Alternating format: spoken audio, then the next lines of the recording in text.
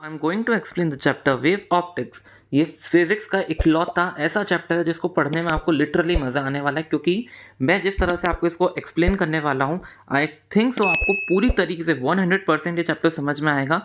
बहुत डाउट रहते हैं बच्चों की, क्योंकि उनको विजुअलाइजेशन नहीं हो पाता एंड एक करेक्ट फ्लो नहीं पता होता है चैप्टर का। लेकिन ट्रस्ट मी, इस वीडियो के बाद वो बिल्कुल क्लियर हो जाएगा। वेव ऑप्टिक्स को शुरू करते हैं। देखो, हमने सभी ने लाइट बल्ब ऑन करा हमारे कमरे में, या फिर ट्यूबलाइट होगी, ट्यूबलाइट ऑन करिए। तो जैसे ही हम ट्यूबलाइट ऑन करते हैं वैसी लाइट हमारे ऊपर पड़ने लगती है। तो वो लाइट आपके ऊपर ट्रैवल कैसे करती है उसके बारे में आपको वेव ऑप्टिक्स बताएगा। न्यूटन जी ने क्या बोला था? न्यूटन जी ने बोला था आपका जो भी लाइट का सोर्स है उससे ऐसी ऐसी सीधी सीधी रे निकलती हैं, वो हमारे ऊपर पड़ जाती हैं। लेकिन ये जो न्यूटन जी की बात थी ना, ये रिफ्लेक्शन रिफ्रैक्शन तो समझा देती थी, लेकिन जो कॉम्प्लेक्स चीज़ें होती हैं, जैसे कि आपकी अभी जो इस चैप्टर में हम पढ़ेंगे, इंटरफेरेंस, डिफ्रैक्शन, पोलराइजेशन, ये सब चीज़ें आपकी सीधी रे बिल्कुल नहीं कर सकती। दैट इज़ वाई आपके हाइगन साइंटिस्ट आए थे, और हाइगन साइंटिस्ट ने बोला था कि ये जो आपकी लाइट रे है ना, बिल्कुल भी स्ट्रेट लाइन नहीं होती, ये तो वेव है। उन्होंने क्या कह दिया, लाइट जो है पार्टिकल्स से नहीं बनी। अगर पार्टिकल से बनती है तो वो रे बन जाती है। लेकिन आपके जो हाइगन थे, उन्होंने बोला कि आपकी जो लाइट होती है ना, वो वेव होती है। कौन सी वेव होती है? मैकेनिकल वेव, यानी कि लॉन्गिट्यूडनल वाली वेव। इन्होंने थोड़ी सी बात सही बोली कि लाइट वेव होती है, लेकिन ये बात गलत बोल दी कि वो मैकेनिकल वेव होती है, क्योंकि मैकेनिकल वेव्स को एक मीडियम रिक्वायर्ड होता है ट्रैवलिंग के लिए। मीडियम अगर रिक्वायर्ड होता लाइट को ट्रैवल करने के लिए, तो क्या वो अपने स्पेस में अपने आप ट्रैवल कर जाती? नहीं ना, वो स्पेस में भी ट्रैवल करती है लाइट। आपने देखा है, ये आपका सन है और ये अपनी अर्थ है, तो सन और अर्थ के बीच में तो कोई मीडियम है ही नहीं, वैक्यूम है। तो क्या लाइट अपने आप आ गई? ये बात आपके मैक्सवेल ने नोटिस कर ली, और मैक्सवेल ने बोला हाइगन ने सही बोला, लाइट वेव है, लेकिन वो एक मैकेनिकल वेव नहीं, इलेक्ट्रोमैग्नेटिक वेव है। क्यों? क्योंकि इलेक्ट्रोमैग्नेटिक वेव जो है वो मीडियम रिक्वायर्ड नहीं करती ट्रैवल करने के लिए। देखो, एक के बाद एक साइंटिस्ट आ रहे थे, पुरानी वाली बात को थोड़ा सा तोड़ मरोड़ के उसको सही करते जा रहे थे। न्यूटन ने बोला पार्टिकल से बनती है, सीधी चलती है। मैक्सवेल ने बोला सीधी तो चलती है, लेकिन वो वेव की तरह चलती है। पर कौन सी वेव? आपकी मैकेनिकल वेव। फिर मैक्सवेल आए, उन्होंने बोला वेव तो है, लेकिन मैकेनिकल वेव नहीं, इलेक्ट्रोमैग्नेटिक वेव है। इलेक्ट्रोमैग्नेटिक वेव अभी नहीं पढ़ा है, क्योंकि आपने बोला था वेव ऑप्टिक्स पहले पढ़ा था, लेकिन आपको इतना मालूम है कि इलेक्ट्रोमैग्नेटिक वेव भी एक नॉर्मल वेव की तरह ही होती है, लेकिन उसको एक मीडियम की रिक्वायरमेंट नहीं होती ट्रेवल करने के लिए। फिर आई, अब क्या होता था, जब आप अगर इसको लाइट को पूरा तरीके से वेव मान लोगे तो वो रिफ्लेक्शन और रिफ्रैक्शन नहीं बता पाएगी, और अगर आप न्यूटन के हिसाब से पूरी तरीके से उसको रे मान लोगे तो वो कुछ कॉन्सेप्ट नहीं बता पाएगी। मतलब कुछ कॉन्सेप्ट वो रे नेचर के हिसाब से बताती है, और कुछ कॉन्सेप्ट वो वेव नेचर के हिसाब से बनाती है।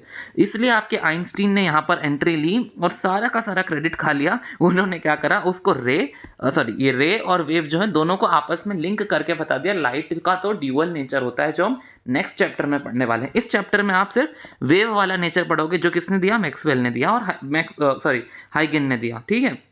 आइंस्टीन का चैप्टर अगला वाला है, उसमें हम देखेंगे उसने न्यूटन और अपना हाइगन दोनों को मिक्स करके अपनी खुद की थ्योरी बनाई, और नोबेल प्राइज भी ले गया इसके लिए। ओके, तो दैट्स वाई ऐसा नहीं कह सकते कि आइंस्टीन ने इनकी बात चुराई। ऑफ कोर्स आइंस्टीन ने खुद का भी लॉजिक लगाया, तभी तो क्योंकि जो ये आइंस्टीन ने काम करा वो और भी कोई कर सकता था, क्योंकि उनको पता है कि न्यूटन ने अपनी रे थ्योरी दी, हाइगन ने अपनी वेव थ्योरी दी। आइंस्टीन ने क्या करा, उन दोनों को एडिशन करके उन दोनों को एक नई तरीके से प्रस्तुत कर दिया लाइट की थ्योरी को, है ना। अब जो काम आइंस्टीन ने करा वो तो बाकी भी कर सकते थे, लेकिन आइंस्टीन ने उसको जिस तरह से करा, दैट इज वाई उनको नोबेल प्राइज मिला। अब देखो, ये वेव फ्रंट क्या होता है। वेव फ्रंट समझ में आ गया ना, तो आगे का चैप्टर इतना इजी लगने वाला है। और मतलब क्योंकि ये वेव फ्रंट जो है ना, ये बच्चे रट लेते हैं कि सारी की सारी जहाँ वेव के पॉइंट मिक्स हो रहे हैं वहाँ पर उनका लोकस बना दो, सब पॉइंट्स को जोड़ दो, वेव फ्रंट बन जाता है। लेकिन इसकी रियल फील कैसे आएगी? रियल फील आएगी ये वाला एक्सपेरिमेंट करके, जो हम सभी ने करा है, पत्थर को पानी में फेंकने का। हम जैसे ही एक स्टोन को वाटर में डालते हैं तो कुछ इस प्रकार का पैटर्न देखने को मिलता है ना। ये टाइप के पैटर्न से आप वेव फ्रंट चुटकियों में निकाल सकते हो। देखो, अगर हमने जैसे ही वाटर में स्टोन डाला, तो स्टोन डालते ही वो इस तरह से रिपलिंग करने लगता है। ओके, पानी जो है इस तरह से वेव बनाने लगता है ना। तो बिल्कुल वैसे ही जैसे कि आपने स्टोन डाला तो ऐसे करके वेव उठती हैं, हर डायरेक्शन में उठती हैं ये, है ना। मैं एक ही बना रहा हूँ तो ये हर डायरेक्शन में उठती है, तो मैंने बहुत सारी वेव इस तरह से बना ली। अगर मैं ये टॉप वाला सारा पॉइंट को जोड़ दूँ, ये मैंने सारे टॉप वाले पॉइंट को एक बार जोड़ा, तो ये जितने भी पॉइंट्स को मैंने जोड़ के एक सर्कुलर सरफेस मिल गई, है ना। एक सर्कुलर पैटर्न देखने को मिला, क्योंकि अगर मैं सारे टॉप वाले पॉइंट्स को जोड़ दूंगा, ये देखो, ये सारे टॉप वाले पॉइंट को अगर मैंने जोड़ा, एक सर्कुलर फिगर आपको मैं देखने को मिला है। तो ये जो सर्कुलर थिंग है ना, यही आपकी एक वेव फ्रंट कहलाती है। ज़रूरी नहीं है ऊपर के लिए ही हो, आप चाहो तो ये नीचे, जब सारा पानी नीचे जाता है, तब उन सभी को जोड़ दो तो ये भी आपका वेव फ्रंट कहलाता है। अब आप कैसे समझोगे? पहले तो आप अपनी आंखों से देख सकते हो कि ये सारी चीज़ें उठ रही है, जहाँ पर ये इलाका उठा हुआ है वो सभी का सभी आपका वेव फ्रंट कहलाता है। ये एक वेव फ्रंट, ये दूसरा वेव फ्रंट और ये तीसरा वेव फ्रंट है। ओके, दूसरा तरीका क्या है? डिस्टेंस निकाल लो। समझ लो आपने स्टोन यहाँ पे डाला तो इसके आर डिस्टेंस पे अगर यहाँ पे पॉइंट उठा हुआ है ना, तो आप इसका कोई दूसरा आर डिस्टेंस ले जाओ, वहाँ पर भी आपको पॉइंट उठा हुआ ही मिलेगा। ये दूसरा तरीका। पहला तरीका था देख के पता लगा लो, दूसरा तरीका आर डिस्टेंस वाला, तीसरा तरीका इन सबसे इफेक्टिव तरीका है टाइम मेजर करो। जैसे ही आपने स्टोन डाला, फॉर एग्जाम्पल 1 सेकेंड में ऐसा वेव फ्रंट मिला, तो हर जगह 1 सेकेंड में ऐसा ही वेव फ्रंट आपको देखने को मिलेगा, है ना। ऑब्वियस सी बात है ना, क्योंकि अगर ऐसा तो होगा नहीं 1 सेकेंड में यहाँ उठ रही है और 1 सेकेंड बाद यहाँ पर नीचे झुक रही है, नहीं, जहाँ पर उठ रही है वहाँ पर 1 सेकेंड के अगर आप पूरा उसको आसपास देखोगे तो वहाँ पर भी वो जो वेव है ना वो पानी के ऊपर ही उठ रही होगी। अब ये जो थी वो एक सर्कुलर वेव फ्रंट थी। ओके, अब आपको जो लाइट होती है ना, जो भी सोर्स होता है वो है ना, एक जैसे कि यहाँ पर आपकी वेव है ना इस तरह से बन रही थी, एक प्लेन के अंदर बन रही थी। बस आपको कुछ नहीं करना, इस प्लेन को, इस सर्कल को 3D इमेजिन करना है। लाइट का जो सोर्स है ना उसको ऐसे मानो ये सोर्स ऑफ लाइट है। अब जैसे कि ये जो पानी में अगर आपने डाला तो ये तो एक ही प्लेन में कर रही थी, ये एक प्लेन में कर रही थी, इसके कारण मैंने पॉइंट्स को जोड़ा और एक सर्कुलर वेव फ्रंट पा लिया।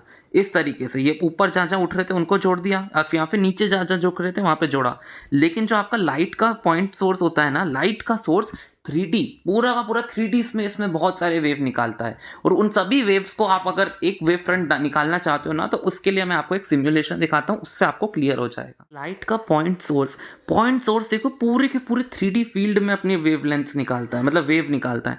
सर्कुलर ऑब्जेक्ट तो बस एक प्लेन में वेव निकालता है ना, लाइट का सोर्स पूरे के पूरे 3D फील्ड में वेव बना रहा है। अब आप कैसे फाइंड आउट करोगे? अब देखो, आप अपनी आंखों से देख के नहीं बता सकते हो कि कोई सा लाइट का हिस्सा जो उठा हुआ है उसको मैं जोड़ दूँ, ये तो बहुत कठिन हो जाएगा। और अगर आप यहाँ पर रेडियस वाली चीज़ लगाओगे वो वहाँ पर काम करेगी, क्योंकि हमने देखा है अगर एक पॉइंट से आप एक रेडियस निकाल लो, मतलब उसकी आर लेंथ पे जहाँ पर उठा हुआ पॉइंट है तो उसके उल्टी आर लेंथ पे वहाँ पे उठा हुआ पॉइंट ही मिलेगा। या फिर थर्ड पॉइंट टाइमिंग वाला पॉइंट, यहाँ पर आप देख कर नहीं बता सकते ना, क्योंकि वाटर में तो हमको देख के पता चल रहा था उठे हुए इलाके, यहाँ पर आप देख कर नहीं फाइंड आउट कर सकते।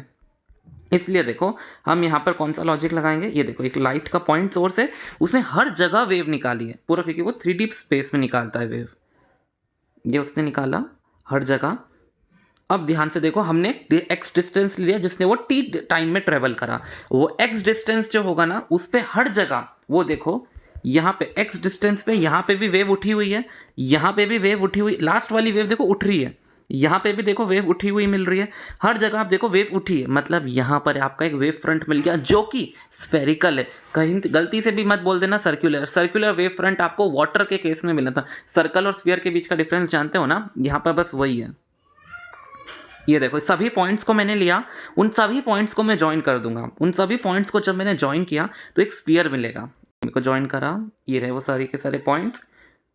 इस तरह से देखो वेव निकली, एक टी टाइम पर मैंने उसको स्टॉप कर दिया। जैसे ही मैंने टी टाइम पे स्टॉप किया तो ये सभी पॉइंट्स मेरे को मिले, या फिर समझ लो मैंने एक डिस्टेंस, इस सभी से मैंने एक डिस्टेंस जो ये पॉइंट लिए हैं ताकि मुझे आर डिस्टेंस में मेरे को निकल जाए कि वो कैसा वेव फ्रंट बनाएगा।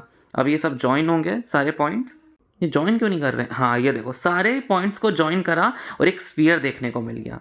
देखा एक स्फीयर? तो ये जो स्फीयर है ना यही आपका वेव फ्रंट है। एक पॉइंट सोर्स जहाँ से लाइट एमिट होती है ना उसका एक वेव फ्रंट कैसा दिखता है? स्फेरिकल वेव फ्रंट देखने को मिलता है। यानी कि कहीं पर भी आप लाइट जलाओगे ना तो एक स्फेरिकल तरीके से वो लाइट को वेव, मतलब लाइट जो है स्फेरिकल तरीके से फैलेगी।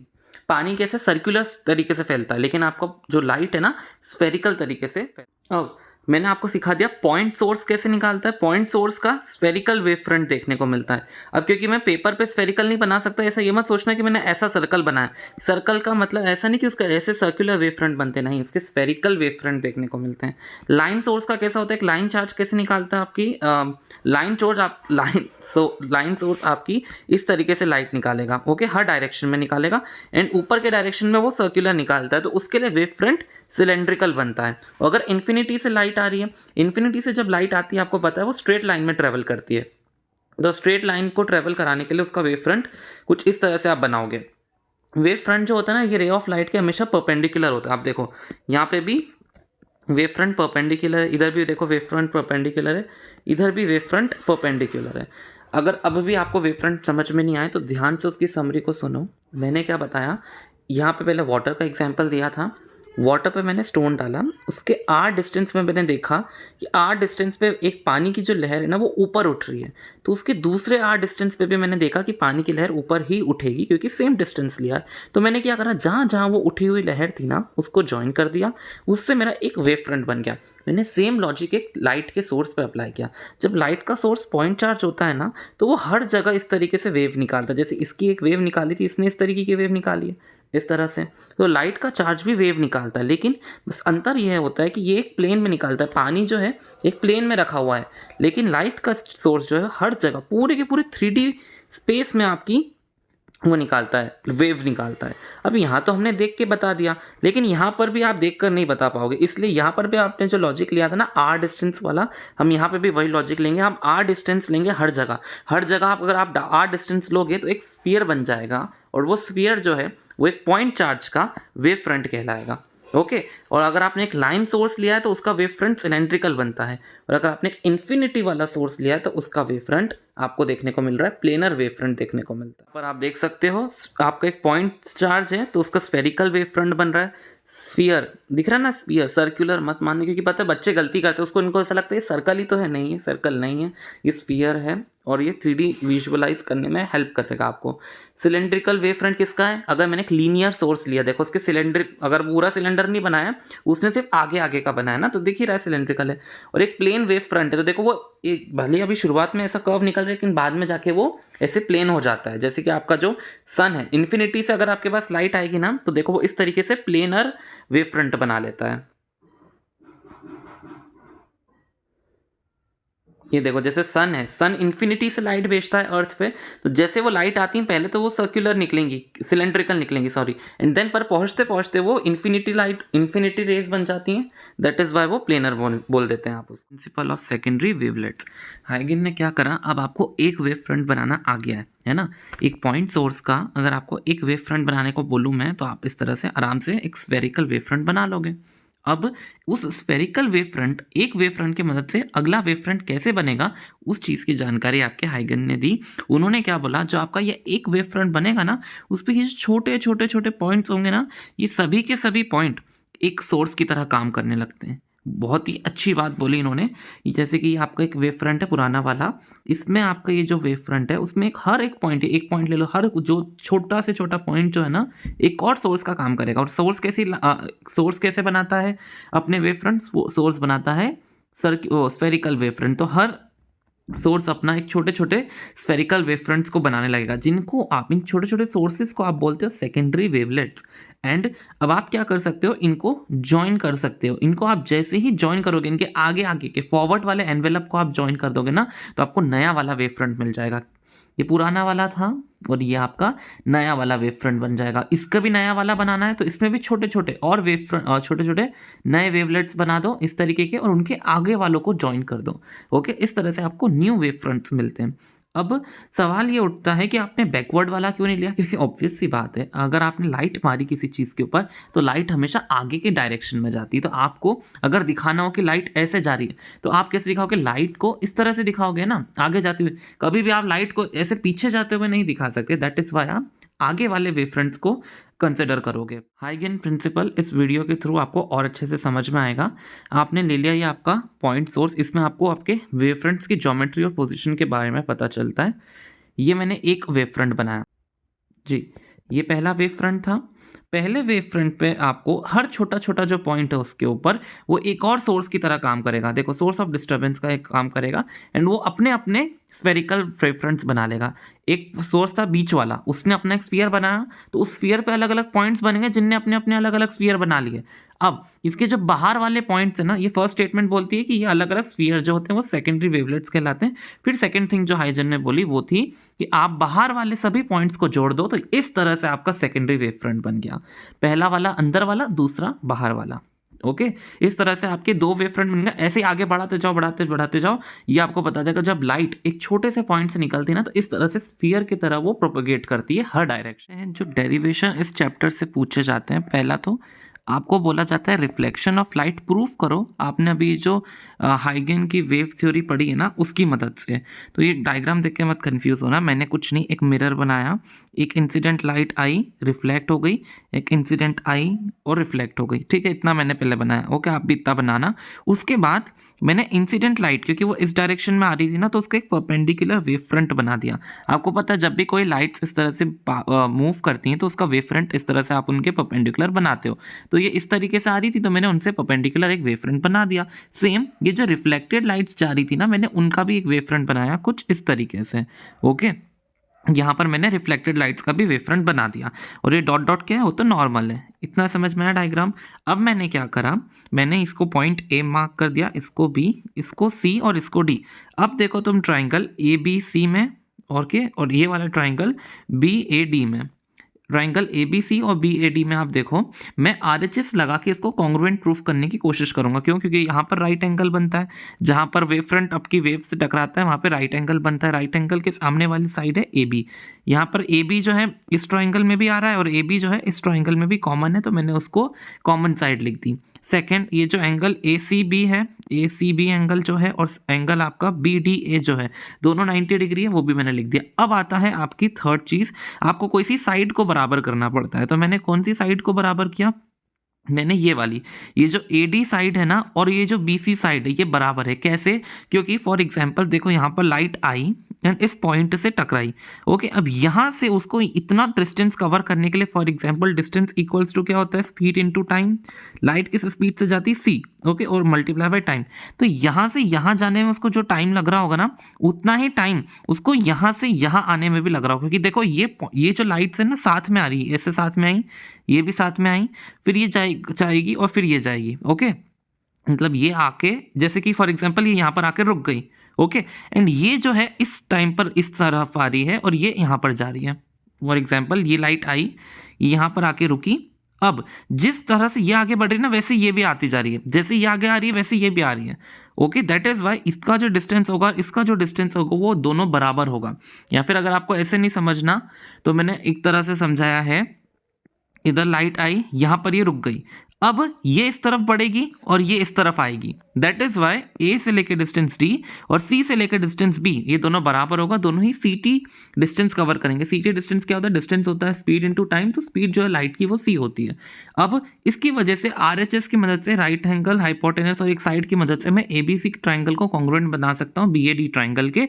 इसकी मदद से मैंने एंगल ए और एंगल जो ये है, सॉरी एंगल ए नहीं है, एंगल सी ए बी जो है वो मैंने बराबर बता दिया एंगल डी बी ए के। ये रहा आपका एंगल डी बी ए। इसकी मदद से, क्योंकि ये जो एंगल है और यहाँ पर आपका राइट एंगल बन रहा है, यहाँ पे इस तरीके से राइट एंगल बन रहा है, तो एंगल आई जो है और एंगल आर जो है वो भी बराबर हो जाएगा। क्योंकि अगर आपकी जो दो लाइंस होती हैं और उनकी जो परपेंडिकुलर लाइंस होती हैं ना, वो भी बराबर एंगल बनाती है। ऐसे नहीं समझ में आ रहा, तो ये ए है, ये 90 डिग्री है और ये आई है, वैसे ये बी है, ये 90 डिग्री और आर है। इसकी मदद से आर और आई भी इक्वल हो जाएंगे। डेरिवेशन मेन इतनी इंपॉर्टेंट होती है, उसके बाद आपको बस इतना प्रूफ करना होता है कि ए और बी बराबर है, उससे अपने आप ही प्रूफ हो जाता है कि एंगल आई और एंगल आर भी बराबर है। अब देखो रिफ्रैक्शन कैसे प्रूफ करो हाइगन प्रिंसिपल से। रिफ्रैक्शन प्रूफ करने के लिए भी सेम सेटअप बनाओ। एक मैंने यहाँ पर जो दो मीडियम्स को अलग करती एक ऐसी लाइन बनाई, ऊपर रेयर मीडियम है, नीचे डेंसर मीडियम है। आपको पता है जब लाइट इस तरह से इंसिडेंट होती है कोई रेयर से डेंस में, तो वो अपना क्या बोलते हैं, ये नॉर्मल के तरफ बैंड हो जाती है। ये नॉर्मल है ना, ये नॉर्मल के तरफ बैंड हो गई। ठीक है, इतना मैंने करा। अब सेम मैंने इंसिडेंट लाइट के लिए भी अपना इंसिडेंट वेव फ्रंट बना दिया और रिफ्रैक्टेड लाइट के लिए मैंने यहाँ पे रिफ्रैक्टेड वेव फ्रंट बना दिया। अब मैं क्या करूँगा, ये वाला एंगल फॉर एग्जाम्पल ये 90 डिग्री है और ये एंगल आई है, तो ये वाला एंगल भी आई हो जाएगा। ये रिफ्रैक्टेड एंगल है, ये 90 डिग्री है, तो ये वाला एंगल भी रिफ्रैक्टेड एंगल हो जाएगा। अब जो आप आई है ना उसका आप निकाल लो साइन आई। साइन आई क्या होगा, जो भी यहाँ पर आपका क्या बोलते हैं परपेंडिकुलर है, जैसे कि बी सी परपेंडिकुलर है और हाइपोटेनस है ए सी। ये ट्राइंगल राइट एंगल यहाँ पर भी है, जो कि राइट एंगल दोनों तरफ बनता है। सो आपका जो आई है उसका हाइपोटेनस है बी सी और उसका सॉरी मैंने हाइपोटेनस बोल दिया, उसका परपेंडिकुलर है बी सी और हाइपोटेनस है ए सी, तो बी सी अपॉन ए सी लिख दिया मैंने। और एंगल आर के लिए भी मैंने ऐसे ही किया, साइन आर के लिए मैंने करा ए डी अपॉन ए सी, है ना, ए डी अपॉन ए सी मैंने कर दिया। अब आप खुद ही सोचो, जहां स्पीड जो इसकी यहां से यहां लेके आने में होगी, क्या वही स्पीड एक ही डी की ए से डी की होगी क्या? नहीं होगी। क्यों? क्योंकि ये रेयर मीडियम है और ये डेंसर मीडियम है। मतलब जितना डिस्टेंस जितनी स्पीड से लाइट बीसी में ट्रेवल कर रही होगी उतना ही लाइट स्पीड एडी में ट्रेवल नहीं करेगी, क्योंकि वहां पर मीडियम चेंज हो गया है। तो यानी कि मैं बीसी वाले डिस्टेंस को पहले, जैसे कि मैंने ऊपर सीटी लिखा था, अब सीटी दोनों को नहीं लिख सकता, क्योंकि यहाँ पे वेलोसिटी v1 है और यहाँ पे वेलोसिटी v2 है। तो मैं क्या लिखूंगा? बीसी को इसने टी टाइम में v1 स्पीड से बीसी डिस्टेंस कवर करा, इन टी टाइम में v2 की स्पीड से एडी डिस्टेंस कवर करा। यानी कि distance equal to speed into time होता है ना, speed multiply by time. Okay, time T में ही वो बीसी भी जा रही है और एसी भी जा रही है, लेकिन स्पीड अलग अलग है। यहाँ पे स्पीड v1 है, यहाँ पे स्पीड v2 है। बस तो मैंने एक बार में बीसी के टाइम पे v1t लिखा और एडी के टाइम पे v2t लिखा। अब मैंने sine I divided by sine R कर दिया। ये रहा sine I divided by sine R, और इन सबको जब मैंने करा तो v1 अपॉन v2 आ गया। v1 अपॉन v2 कॉन्स्टेंट के बराबर आता है, जो कौन सा होता है? आपका रिफ्रैक्टिव इंडेक्स होता है। यानी कि एक तरीके से आपने sine I upon sine R को रिफ्रैक्टिव इंडेक्स के बराबर प्रूफ कर दिया, इसलिए आपकी रिफ्रैक्शन ऑफ लाइट प्रूफ हो गई। आई थिंक सो रिफ्रैक्शन तो ये वाला पहले वाले डेरिवेशन से भी ज़्यादा आसान होता है। अलग अलग वेव फ्रंट आपसे पूछ लेते हैं। अलग अलग वेव फ्रंट आपको बनाने के लिए बहुत आसान है। ये जैसे कि प्रिज्म में लाइट अंदर आती है, पहली बार उसका वो होता है रिफ्रैक्शन इस तरह से, फिर एक और बार रिफ्रैक्शन होता है। तो कुछ मत करना, जैसे आ रही ना उसके एक परपेंडिकुलर, ये मैंने एक वेव फ्रंट बना दिया, ये ऐसी जा रही थी तो इसके परपेंडिकुलर बना दिया, ऐसे जा रही थी तो इसके परपेंडिकुलर बना दिया। अगर लेंस का वेव फ्रंट बनाने का आ जाए, क्वेश्चन में आता है, तो आप क्या करोगे? ऐसे लाइट को आगे भेजना, एंड इससे बेंडिंग होती है लेंस के अंदर, कुछ इस तरह से बेंडिंग होती है लाइट की, फोकस पे जाके वो मिलती है, खासकर कॉन्वेक्स लेंस पे। तो जब सीधी जा रही थी तो सीधी का तो नॉर्मल बना दो। जब भी ऐसे आपको बेंड करते हुए दिखे ना, तो बेंड करने वालों की इस तरीके से आप बनाओगे वेव फ्रंट, क्योंकि आपको इन दोनों जगह पे ही 90 डिग्री एंगल को बनाना होता है। अब आप देखो कॉनकेव मिरर में कैसे होता है। अगर लाइट इस डायरेक्शन में आएगी तो यहाँ से टकरा के फोकस से जाती है, क्योंकि मैं पैरेलल लाइंस ले रहा हूँ। फिर यहाँ से लाइट आई, इस तरह से फोकस से जाती है, तो आपको क्या क्वेश्चन आएगा? वेव फ्रंट बनाओ। वेव फ्रंट कैसे बनाओगे? जब सीधी जा रही थी तो सिंपल बना देना, लेकिन जैसे ही वो मुड़ने लगी तो क्या करना? जहां से वो मुड़ती है वैसे उसका कर्वेचर बना देना। कर्वेचर कैसे होगा? जहां पॉइंट से इस तरह से दिख रही होंगी ना, ऐसा कर्वेचर बनाना। गलती से भी ऐसा कर्वेचर मत बना के आ जाना, वो गलत हो जाएगा। आपको देखना पड़ेगा, अगर पॉइंट ऐसा है, इस तरह से पॉइंट के यहाँ से निकल रही हैं, तो जैसे वो स्प्रेड होता है ना, ऐसी बनती हैं वेव फ्रंट्स। तो ऐसे स्प्रेड हो रहा था यहाँ पे, तो मैंने ऐसा वेव फ्रंट बना। इधर ऐसे स्प्रेड हो रहा था तो मैंने ऐसे वेव फ्रंट बनाया। अब देखो प्रिंसिपल ऑफ सुपरपोजिशन कुछ बहुत आसान है। अगर ये वेव को देखो, इसका एम्पलीट्यूड 2 पे जाता है, -2 पे जाता है, 2 पे जाता है, -2 पे जाता है। ये वाली वेव देखो, इसका एम्पलीट्यूड 1 पे जाता है, -1 पे जाता है। इन दोनों को अगर मैंने जोड़ दिया, इन दोनों को अगर मैं ऐड कर दूंगा, ऑब्वियस सी बात एक नई वेव बन जाएगी, जिसका एम्पलीट्यूड 3 पे जाएगा और -3 पे जाएगा। ये समझ में आया? वैसे ही देखो, अगर मैंने इसको इस तरह से करा, दो वेव अगर मैंने ली जिसका 2 और -2 पे जाता है, लेकिन अब क्योंकि इसका क्रेस्ट और क्रेस्ट मिल रहा था तो मैंने एडिशन कर दिया दोनों का। लेकिन ध्यान से देखो, इसका क्रेस्ट है और यहाँ पर इसका ट्रफ है ना, तो ये जो +2 है और यहाँ पर जो -2 है, वो 2 और -2 होकर 0 हो जाएगा। सेम, इधर इसका -2 है, इधर इसका +2 है, 0 हो गया। इधर 2, इधर -2, 0 हो गया। इधर -2, इधर कैपिटल 2, 0 हो गया। खुद ही दिमाग लगाओ, एक वेव ऐसी है और एक वेव ऐसी है ना। इन दोनों को अगर आप जोड़ोगे तो ये वाला और ये वाला, ये पॉजिटिव पार्ट नेगेटिव पार्ट को कैंसिल कर देगा, नेगेटिव पॉजिटिव पार्ट को कैंसिल कर देगा। ऐसे करके मैंने सुपरपोजिशन करी है। ओके, सुपरपोजिशन समझ में आई। अब इंटरफेरेंस देखते हैं।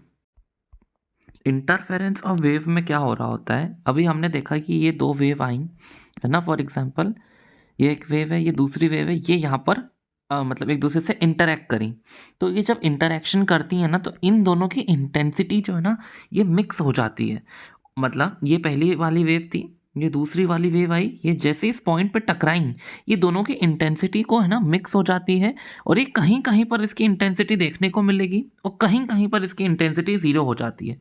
यानी कि यहाँ पर रीडिस्ट्रीब्यूशन होने लग जाता है इंटेंसिटी का।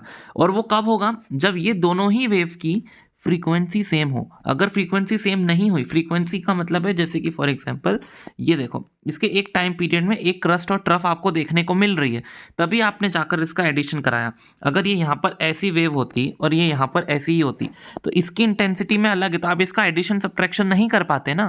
तो दैट इज़ वाई फ्रीक्वेंसी का सेम होना ज़रूरी है। या फिर आप उसका जो फेज डिफरेंस है, वो फेज डिफरेंस यहाँ तो 0 हो या फिर कॉन्स्टेंट हो। जैसे कि यहाँ पर फेज डिफरेंस 0 था, यहाँ पर जहाँ पॉइंट शुरू हुआ था यहाँ पर उसका मैक्सिमम पॉइंट आ रहा था। यहाँ पे जो फेज डिफरेंस था ना, वो 0 था, लेकिन यहाँ पे देखो देखो फेज डिफरेंस 180 डिग्री का था, यहाँ पे पॉइंट शुरू हो रहा है, यहाँ पे भी शुरू हुआ, यहाँ पे मैक्स जा रहा था, यहाँ पे मिनिमम जा रहा था, यानी कि यहाँ पर जो फेज डिफरेंस था वो 180 डिग्री का था। इसलिए इन दोनों को देखो मैंने अपने हिसाब से ऐड कर पाया और वो मतलब एडिशन करके इनकी मैंने इंटरफेरेंस निकाल पाया, क्योंकि इसकी फ्रीक्वेंसी सेम थी या फिर इनका फेज डिफरेंस यहाँ तो जीरो था या फिर कोई कांस्टेंट नंबर का था। अब क्या होगा, आप इनकी रीडिस्ट्रीब्यूशन करोगे इंटेंसिटी का, ये वाली एक वेव आई, ये दूसरी वेव आई, ये जैसे ही टकराएंगी इन दोनों की इंटेंसिटी आपके पास अब मिक्स हो जाएगी।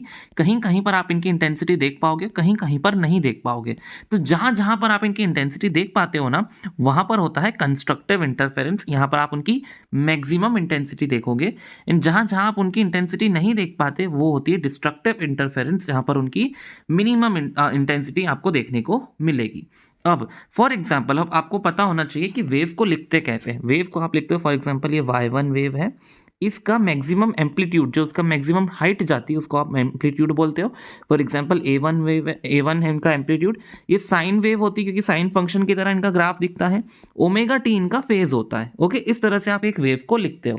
सेकेंड वेव मैंने y2 ली, ये मैंने a1 के बाद इसका एम्पलीट्यूड मैंने a2 ले लिया, साइन वाला ग्राफ, और WT प्लस फाई ले लिया। फाई क्यों लिया, ताकि जब आप इसका फेस और इसका फेस को माइनस करो, अगर आप इसका फेस को, क्योंकि अगर आप दोनों जगह WT ले लेते तो इसका फेस डिफरेंस जीरो आ जाता, लेकिन मैं चाहता हूँ आप इसका माइनस करोगे तो आप WT से WT कैंसिल हो जाएगा, लेकिन फेस अभी भी फाई रहेगा। यानी कि यहाँ पर मैंने फेस डिफरेंस को लिया है जान करके, अभी आपको पता चलेगा। तो मैं क्या करूंगा, सुपरपोजिशन प्रिंसिपल अप्लाई करूंगा। मैंने अगर इन दोनों वेव्स को इंटरफेयर करा, ये y1 वेव आ रही थी, ये y2 वेव आ रही थी, मैं जानना चाहता हूँ जब ये इंटरफेयर करेंगी तो एक नई वाली वेव बनेगी जिसको आप बोलोगे y वाली वेव। तो ये y वाली वेव कैसे दिखेगी, आप कर दो y1 प्लस y2, ये मैंने करा y1 प्लस कर दिया y2। अब साइन, हाँ साइन के अंदर जब दो एंगल्स आपको देखने को मिलते हैं x और y, तो वो हो जाता है sine x cos y plus cos Y sine X. Okay, ये वाला फॉर्मूला आपको पता होगा। A2 एज इट इज रखा, इस फॉर्मूला को लगाया, सब कुछ पुट करने के बाद मेरी कुछ इस तरीके की टर्म्स बनी। मैंने क्या करा, A1 plus A2 cos phi को मैंने A कॉस थीटा लेट कर लिया। ग्रीन कलर से मैंने जो करा है इस डेरिवेशन में उसको मैंने लेट करना बोलूंगा। A2 साइन फाई को मैंने A साइन थीटा लेट कर लिया। ऐसा क्यों करा, ताकि मेरा इस टाइप से एक फॉर्मूला बन जाए। ये फॉर्मूला की मदद से मैंने उस फॉर्मूला को, यहाँ पर जो प्रॉपर्टी मैंने इसको खोला था, ये खोल के लिखा था, लेकिन अब मैंने इसको खोल के छोटा लिखा, ये वापस से वही वाला फॉर्मूला लग रहा है। देखो कॉस फाई, और मतलब जैसे कि कॉस एक्स साइन वाई और साइन एक्स कॉस वाई, इस तरीके से आपको देखने को मिल रहा है। तो मैंने इसको लिख दिया A sine omega t plus theta, इस तरीके से मैंने उसको ज्वाइन करके लिख दिया। ये है आपकी वाई वाली जो आपकी क्या बोलते हैं वेव बनेगी, उसकी इक्वेशन। अब मुझे अगर निकालना हो ये ए कितना है, अगर मुझे, क्योंकि अभी इक्वेशन में इसको ए को इनके टर्म्स में लिखना हो, A1 और A2 के टर्म्स में, क्योंकि आपको A1 और A2 क्वेश्चन में देंगे और आपसे पूछेंगे फाइनल वेव कैसी बनेगी, तो आपके पास A1 और A2 गिवन है, तो आप ए कैसे निकालोगे। सिंपल सी बात है, आपने A कॉस थीटा लेट किया था और A साइन थीटा लेट किया था इन दोनों को, तो मैं इसका क्या करूंगा, A कॉस थीटा का स्क्वायर कर दूंगा और A साइन थीटा का स्क्वायर कर दूंगा। ओके, इनका स्क्वायर करने का मतलब इन दोनों का भी स्क्वायर करके मैंने इनका एडिशन करा। अब जब इसका एडिशन करूंगा तो कॉस स्क्वायर थीटा और साइन स्क्वायर थीटा तो 1 हो जाएगा, बचेगा सिर्फ A स्क्वायर, और यहाँ पर कुछ ऐसी टर्म बनेगी। उस टर्म का आप यहाँ पर अगर अंडर रूट दे दोगे तो अंडर रूट देने के बाद आपको कुछ इस टाइप से आपका आंसर दिखेगा, जो आपका कैपिटल A वैल्यू आ गई। ये कैपिटल A वैल्यू इसकी आई। अब अगर आपसे कोई पूछ ले थीटा कैसे निकालोगे, तो टेन थीटा कर लो। टेन थीटा करोगे तो वो आ जाएगा A2 sine phi upon A1 plus A2 cos phi. अब ये फॉर्मूला 100% आपको जाने पहचाने लग रहे होंगे, क्योंकि अगर आपने 11th दी है, 11th के अंदर हमने पैरेललोग्राम पढ़ा था, parallelogram of vector addition, same to same यही फॉर्मूला हमने करे थे। इनको याद करने की भी ज़रूरत नहीं, क्योंकि अगर किसी ने 11th क्लास देखी है तो मैंने आपको बताया है 12th में आपको वेक्टर्स अच्छे से आने ही चाहिए, और अपने ऑसिलेशन और वेव, ये दो ही चैप्टर तो यूज़ होते हैं 11th के, तो प्लीज़ उनको देख लो। वेक्टर एडिशन तो आपको इतना मिनिमम बेसिक्स तो आते ही होंगे, तो ये वेक्टर एडिशन के तो लॉज हैं। तो आपसे अब आपको अगर फाई पूछ लिया जाए तो आप इस तरह से फाई निकाल लेना। ए पूछ लिया जाए, जो आपकी मतलब ये छोटी वाली जो दो वेव बन के एक बड़ी वेव बनाएंगी, तो उसका बड़ा वाला एम्पलीट्यूड आपसे पूछ लिया जाए तो आप इस फॉर्मूला से निकाल सकते हो। अब आपको निकालना है, अगर कंस्ट्रक्टिव इंटरफेरेंस हो रहा होगा ना, तो आप देखोगे कि उसकी यहाँ पर इंटेंसिटी मैक्सिमम होगी, और अगर डिस्ट्रक्टिव इंटरफेरेंस, ये होता क्या है मैंने आपको बताया है, ये दोनों वेव्स आएंगी, इन दोनों का भी समझ लो, जैसे कि इसकी कुछ होगी इंटेंसिटी 200, इसकी इंटेंसिटी होगी 100, ये यहाँ पे कलेक्ट कर लेंगी 300, और ये अपने हिसाब से डिस्ट्रीब्यूट कर देंगी। कहीं कहीं पे ये मैक्सिमम दे देंगी, कहीं कहीं पर मिनिमम दे देगी। तो जहाँ मैक्सिमम इंटेंसिटी देगी वहाँ आप बोलोगे यहाँ पे कंस्ट्रक्टिव इंटरफेरेंस हुआ है।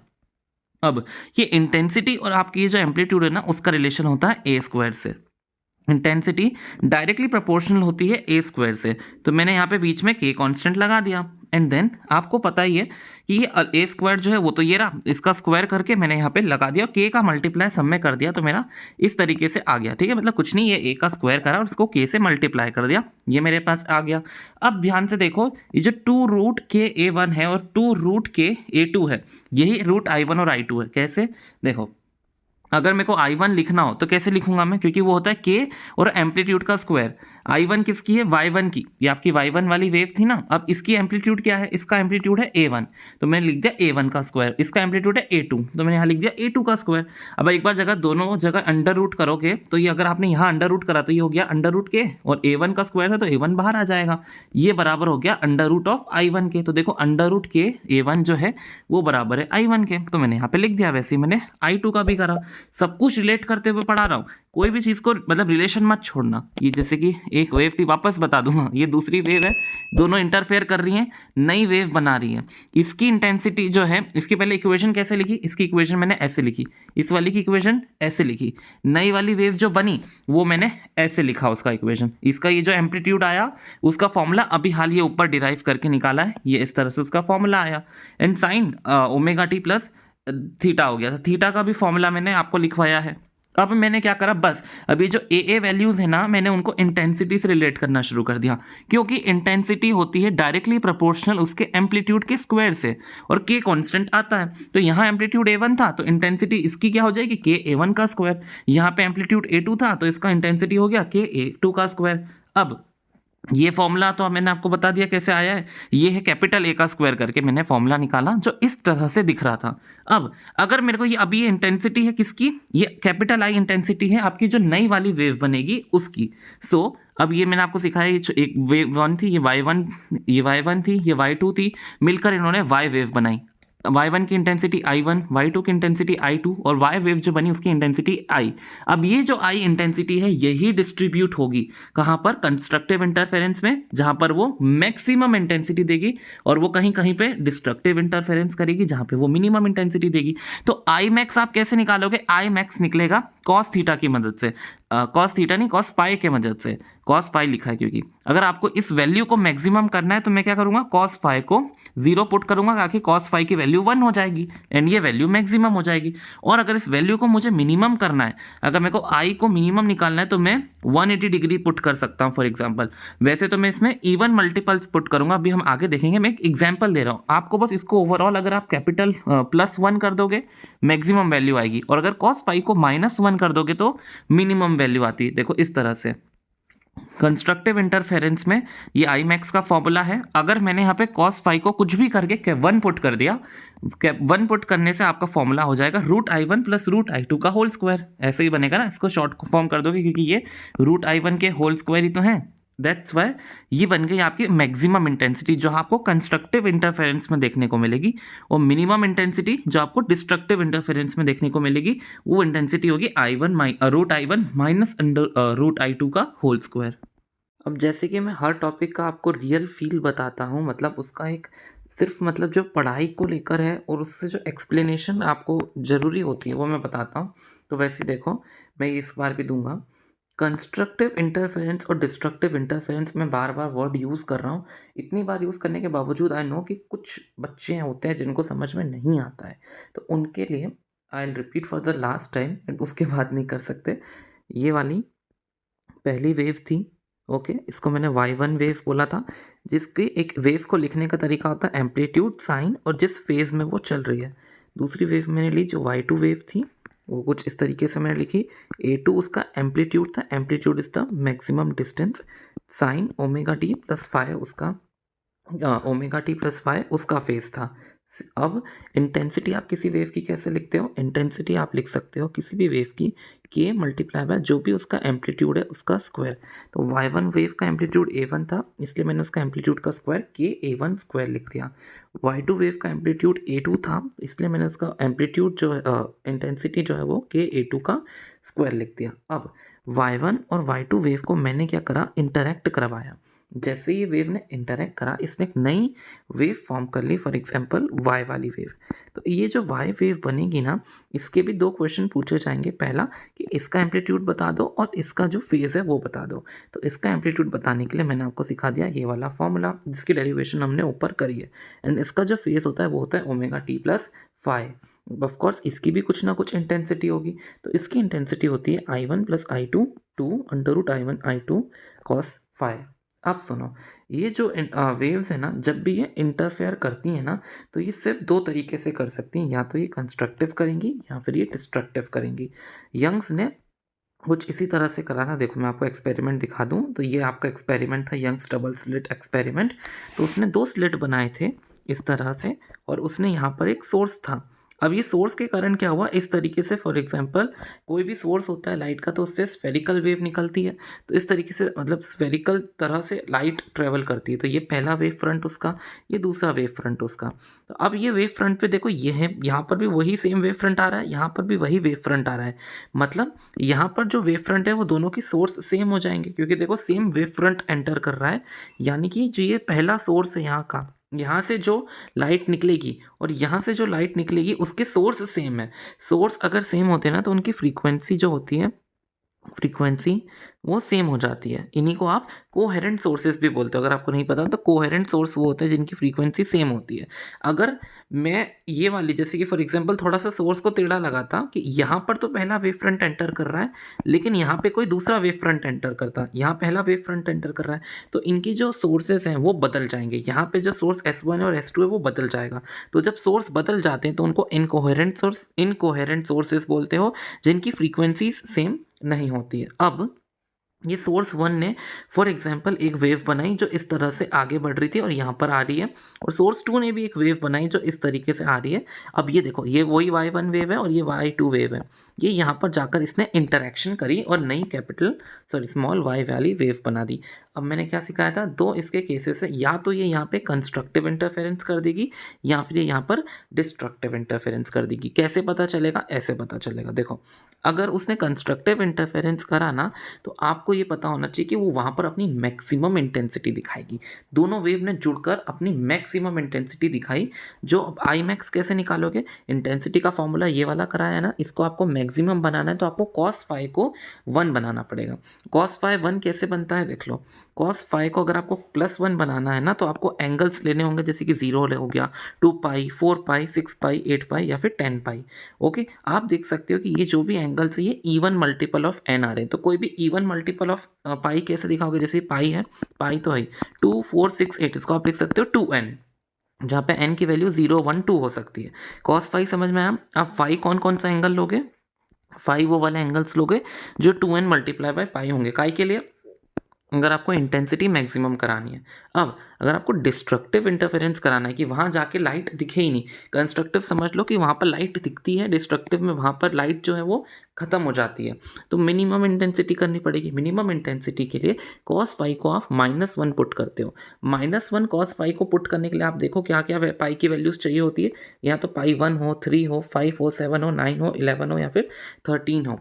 यहाँ पर आपको आसानी से देखने को मिल रहा है कि यहाँ पर जो पाई की वैल्यूज़ है ना, वो ऑड मल्टीपल ऑफ पाइज है ना, ऑड मल्टीपल ऑफ पाई आपको देखने को मिलेंगे। सो यहाँ पर अगर आपको ऑड मल्टीपल ऑफ पाई बनाना है, तो यहाँ पर आपको इसको ऑड बनाना पड़ेगा। तो ऑड मल्टीपल के लिए मैं 2n-1 कर दूंगा। यहाँ पे n जो है वो 1 से शुरू होगा। ओके, क्योंकि अगर आपने 0 से शुरू कर दिया तो ये -1 हो जाएगा। -1 आप अभी आप नेगेटिव में नहीं जा रहे हो, आप 1 2 3 से ले सकते हो। अब ये वाला formula, path difference equals to λ/2 pi होता है फेज डिफरेंस के। ये हमने 11th में पढ़ा था। अगर नहीं पढ़ा तो कोई दिक्कत की बात नहीं, अभी पढ़ लो। पाथ डिफरेंस क्या होता है, जैसे कि फॉर एग्जाम्पल अभी हाल ही मैंने सिखाया कि ये एक पहली वाली वेव थी, है ना, और ये दूसरी वाली वेव थी।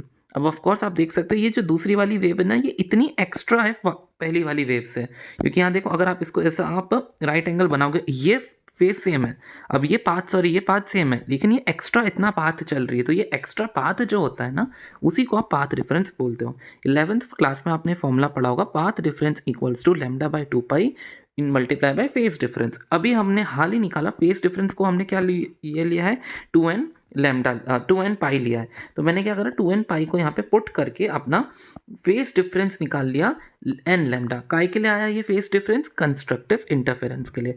सेम मैंने डेल्टा पी निकाल लिया अपना फेज डिफरेंस जो है वो क्या पुट करके 2n-1 multiply by pi put करके। ये फॉर्मूला आपको पहले से ही पता होता है, उसके अंदर हम हमारा फेज डिफरेंस को पुट करते हैं तो आपकी वैल्यू आ गई 2n-1 लैम्डा बाय 2।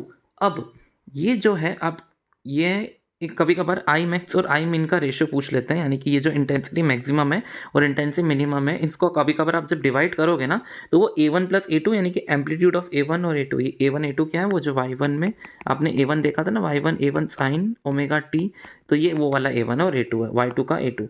तो ये जो है आप फॉर्मूला कभी कभार पूछ लिया जाता है इसलिए मैंने लिख दिया है। और यहाँ कभी कभार जब I1 और I2 बराबर हो, जैसे कि यहाँ पर मैंने इंटेंसिटी जो है यहाँ पर पहली वाली की अलग ली, दूसरी वाली की अलग ली है क्योंकि इन दोनों का एम्पलीट्यूड अलग अलग था, लेकिन कभी कभार क्वेश्चंस में I1 और I2 सेम दे देते हैं तो हमारे लिए और आसान हो जाता है। तो अगर आपको फिर फाइनल इंटेंसिटी निकालनी है, अगर I1 और I2 अलग है तो उसके लिए इंटेंसिटी निकालने का फॉर्मूला ये है, लेकिन I1 और I2 अगर सेम है, I0 है, तो उसका इंटेंसिटी निकालने का फॉर्मूला होता है 4I0 कर दो cos स्क्वायर 5/2 कर दो। ठीक है, ये भी मैंने आपको समझा दिया। अब देखो यंग्स डबल स्लिट एक्सपेरिमेंट में आपके जो मैंने ये जो है क्या बोलते हैं सिलेबस का फोटो इसलिए लगाया क्योंकि यहाँ भारी अक्षरों में लिखा है कि डेरिवेशन नहीं करनी, सिर्फ फाइनल एक्सप्रेशन आपको सीखनी है और फाइनल एक्सप्रेशन पर ही हमेशा क्वेश्चन पूछे जाते हैं। तो बच्चे ना फालतू में टाइम ये, क्योंकि इसकी डेरिवेशन थोड़ी सी अजीब सी डेरिवेशन होती है, अगर करानी है तो आप बोल देना मैं करा दूंगा, लेकिन 100% चांस है प्रीवियस ईयर में कभी भी नहीं पूछी, अभी भी नहीं पूछते क्योंकि वो लिटरली मेंशन करते हैं कि no derivation, final expression only. या अभी हाल का सिलेबस है, आप चाहो तो खुद डाउनलोड करके देख सकते हो, मैंने फोटो भी लगाया है। तो यंग्स डबल स्लिट एक्सपेरिमेंट के डेरिवेशन करके आपको ऑब्टेन क्या होता है पता है? यही डेल्टा फेज वैल्यू बोलती गलती से पाथ वैल्यू। मैंने क्या करा, जैसे कि फॉर एग्जांपल ये एक्स पॉइंट पे यहाँ पर ये सोर्स 1 है, ये अपना एक तरीके से ये वेव यहाँ पर टकराई और ये दूसरी वेव भी है ये यहाँ पर टकराई, कौन से एक्स डिस्टेंस पे। यहाँ पर मैंने 2 स्लिट बनाता हूँ, ये एक स्लिट बनाता हूँ, ये 2 स्लिट बनाता हूँ। आपको स्लिट दिख रही है, ये एक स्लिट है, ये 2 स्लिट है, ये 2 स्लिट्स के बीच का डिस्टेंस होता है स्मॉल डी, और ये जो स्क्रीन लगाई है मैंने एक स्क्रीन लगाई होती है जिसका डिस्टेंस और ये यहाँ से होता है कैपिटल डी। अब मैंने क्या करा, एक एक्स पॉइंट ले लिया और मुझे निकालना है कि यहाँ पर कंस्ट्रक्टिव इंटरफेरेंस होगा कि डिस्ट्रक्टिव इंटरफेरेंस होगा। मैंने क्या करा, ये एक्स पॉइंट लिया है, अब मुझे यहाँ पे फाइंड आउट करना है कि यहाँ पे कंस्ट्रक्टिव होगा कि डिस्ट्रक्टिव होगा और इसकी क्या कंडीशन होती है। तो वो कंडीशन ही बताना सबसे ज़्यादा इंपॉर्टेंट है। आई होप आप रिलेट कर पा रहे हो, सभी चीज़ों को रिलेट करते हुए चलो। तो ये फॉर्मूला जो है पाथ डिफरेंस का, ये आप डेरिवेशन करके निकालते हो।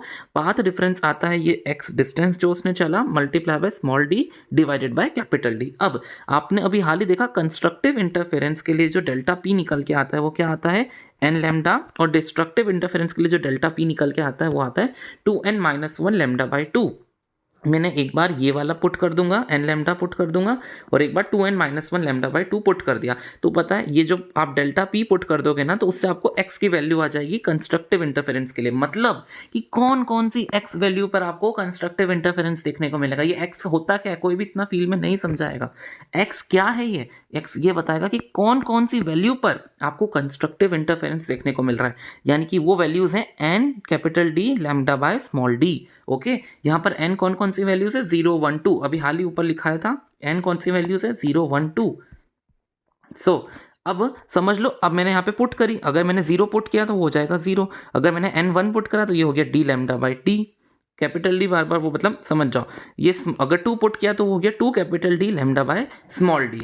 ओके, अब सेम चीज़ अगर मैंने इसके लिए करी तो मैंने x की वैल्यूज़ निकाल ली डिस्ट्रक्टिव इंटरफेरेंस के लिए कि कहाँ कहाँ पर मुझे डिस्ट्रक्टिव इंटरफेरेंस देखने को मिलेगा।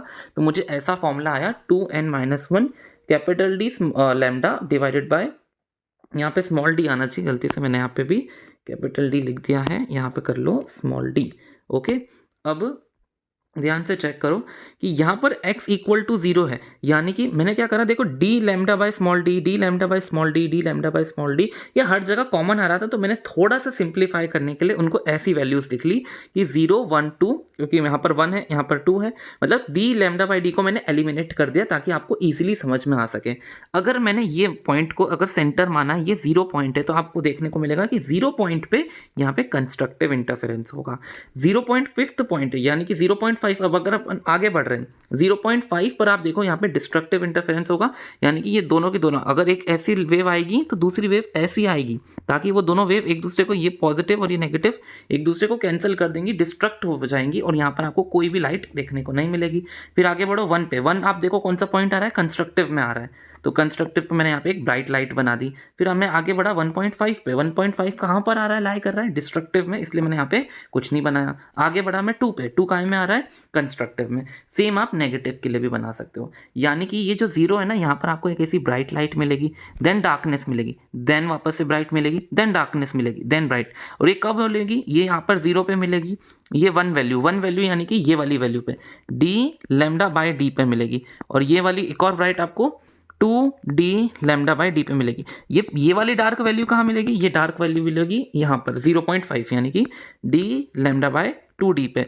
ये वाली डार्क वैल्यू कब मिलेगी, 1.5 वाली 3d लैम्डा बाय 2d में।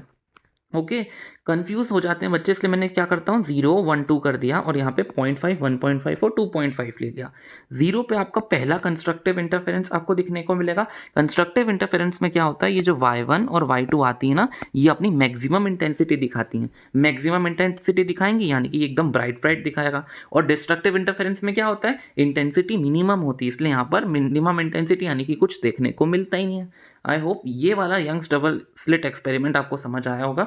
ये एक्स वैल्यूज़ क्या बताती हैं, एक्स वैल्यू बता रही कहाँ कहाँ पर आपकी कंस्ट्रक्टिव दिखेगी, क्योंकि मैंने ये एक्स लेट कर लिया, फॉर एग्जांपल ये मैंने कोई भी any value of X let कर लिए, तो एक्स वैल्यू बताइए आपको, एक तो 0 पे दिख रहा है कंस्ट्रक्टिव इंटरफेरेंस, एक आपको 1 पे दिख रहा है, एक आपको 2 पर दिख रहा है।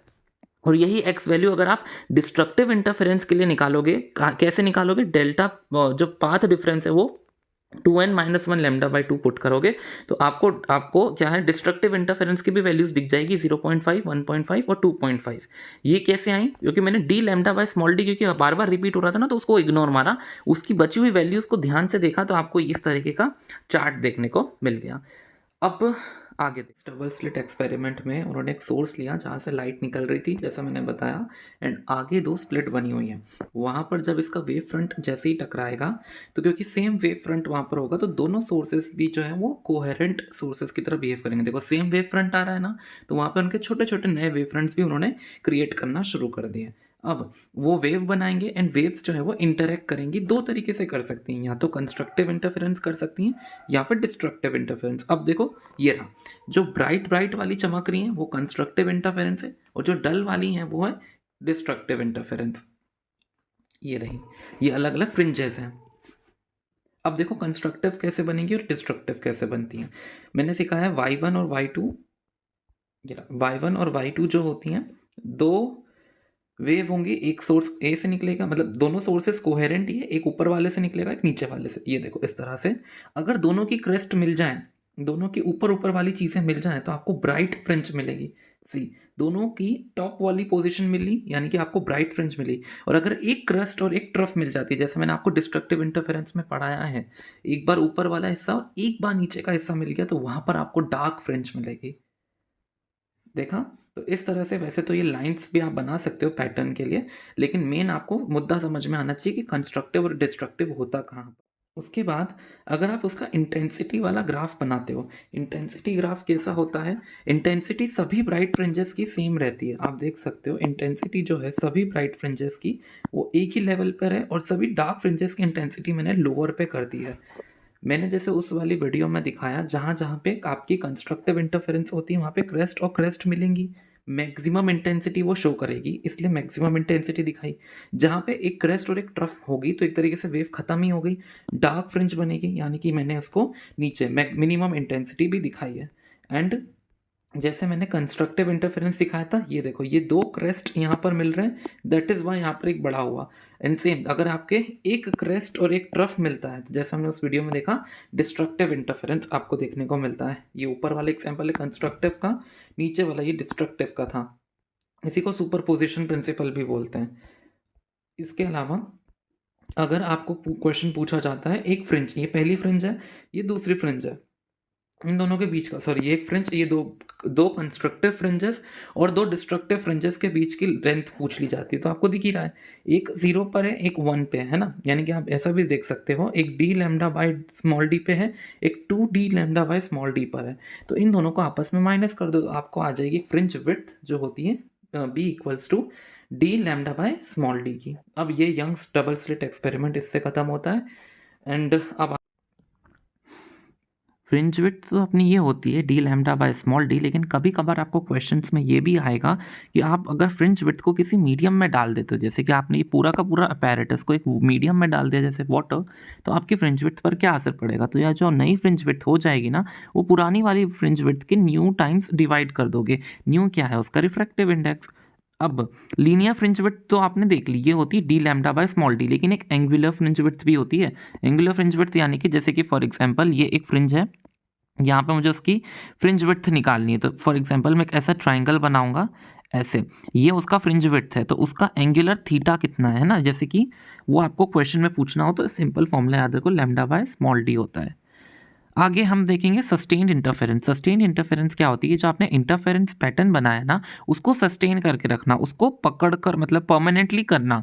तो परमानेंट कैसे बनाओगे, आपको ये देखना होगा कि उसमें जो आई मैक्स और आई मिन है ना, वो फिक्स हो जाए, मतलब जहाँ जहाँ आपकी मैक्सिमम और मिनिमम इंटेंसिटीज आ रही हैं वो फिक्स हो और अच्छे से आपको क्लियरली विजिबल हो।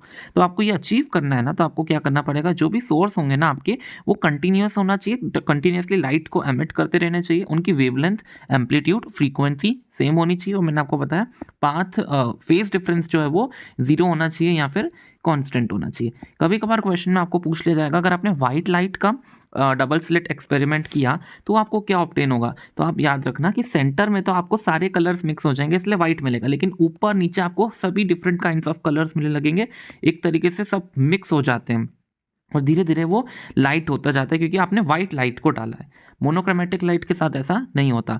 फ्रिंज विड्थ को लेकर यही फॉर्मूला है, इसके अलावा एक भी फॉर्मूला अगर आपको दिख जाए तो वो मतलब नहीं आएगा, इसके सारे क्वेश्चन फॉर्मूला से सॉल्व होंगे। अब आप देखो डिफ्रैक्शन ऑफ लाइट, कितना प्यारा कॉन्सेप्ट है ये। इसमें क्या होता है, आप अगर कोई भी ऑब्जेक्ट आपने रखा और उस पर लाइट मारी, तो जब लाइट मारोगे तो इस तरह से रेस निकलेगी। अब ये जो ऑब्जेक्ट जहाँ जहाँ है, मैंने यहाँ स्क्रीन लगाई, तो जहाँ जहाँ ऑब्जेक्ट होगा वहाँ तो उसकी शेडो बनेगी, है ना, एंड बाकी जगह ये वाली हिस्सा और ये वाली जगह लाइट होगी। लेकिन लाइट क्या करती है, बहुत मतलब क्या है, इसका नेचर है ऐसा कि ये जो है यहाँ से बेंड हो जाती है और उस इलाके में भी एंटर कर जाती है जहाँ पर शेडो बनना चाहिए थी। अपन सबने देखा है कि कभी कभार तो अपनी जो शेडो होती है, अगर वो लाइट के सोर्स से बहुत अच्छे से पास में हो और स्क्रीन भी अगर पास में हो, तो एकदम क्रिस्प वाली शेडो बनती है आपकी, एकदम अच्छे से दिखती है आउटलाइन शेडो की। लेकिन कभी कभार आपने देखा होगा जब लाइट दूर होती है, स्क्रीन दूर होती है, तो हमारी जो शेडो होती है ना वो उतनी साफ नहीं बनती, धुंधली बनती है, क्योंकि वो जो आपकी शेडो जहाँ जहाँ बननी चाहिए थी, फॉर एग्जांपल ये आप हो, या आपकी शेडो यहाँ यहाँ इतने इलाके में बननी चाहिए थी, तो आपकी जो लाइट है ना वो बाकी के ये अंदर जहाँ पे शेडो बननी चाहिए वहाँ पे भी एंटर कर जाती है, दैट इज़ वाई थोड़ी धुंधली सी शेडो बनती है। अपन सभी जैसे वॉक करते हैं स्ट्रीट पे, तो अपनी जो ऊपर से लाइट पड़ती है वो वाली शेडो की बात कर रहा हूँ।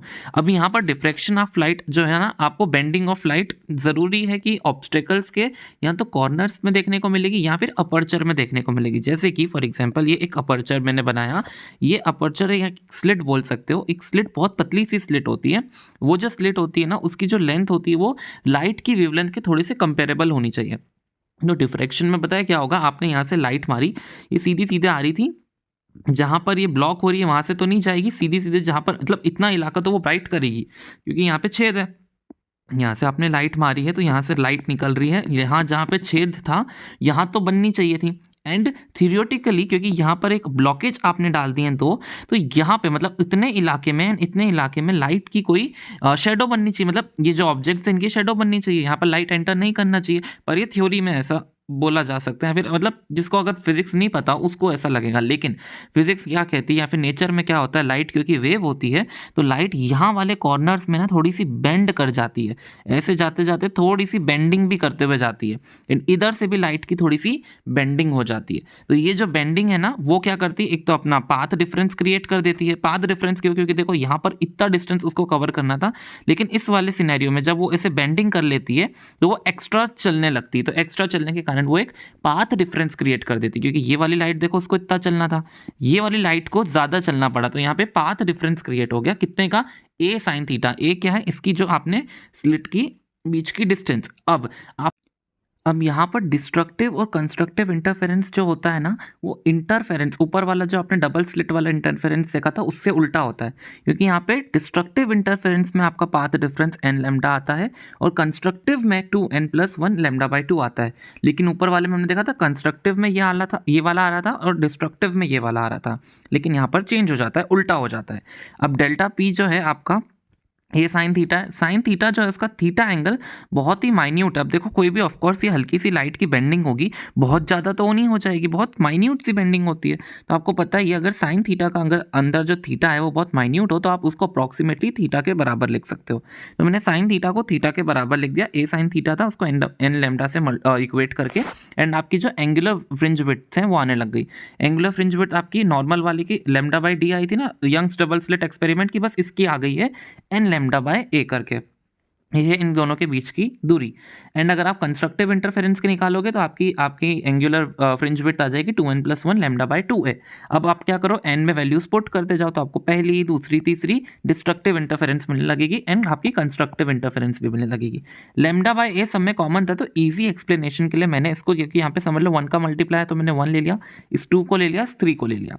इन 3/2 1.5 होता है, 5/2 2.5 होता है, 7/2 3.5 होता है। ओके, यहाँ पे पॉइंट आना चाहिए, यहाँ पे लगा देते हैं क्योंकि फिर कंफ्यूजन होगा। हाँ, अब देखो यहाँ पे अब 1 2 और 3 पर क्या होने वाली है, डिस्ट्रक्टिव। तो मैंने क्या करा, 1 2 और 3 पे कम कर दिया है, वैसे ही सेम टू सेम -1 -2 -3 पे भी, और 1.5 2.5 3.5 यानी कि ऐसे यहाँ पर इधर और इधर इलाकों पर बड़ी होगी। और आप सोचोगे इसकी सेंट्रल विड्थ इतनी बड़ी क्यों है, क्योंकि ऑफकोर्स सेंटर में तो ज़्यादा ही लाइट पड़ती है एंड बाद में धीरे धीरे आपको दिखेगा कि यहाँ पर से इंटेंसिटी भी कम होने लगती है, यानी कि आपको दो चीज़ें यहाँ पर एक्स्ट्रा या फिर इससे यंग्स डबल स्लिट एक्सपेरिमेंट से जो अलग है, पहला तो सेंट्रल विड्थ जो है वो डबल होती है।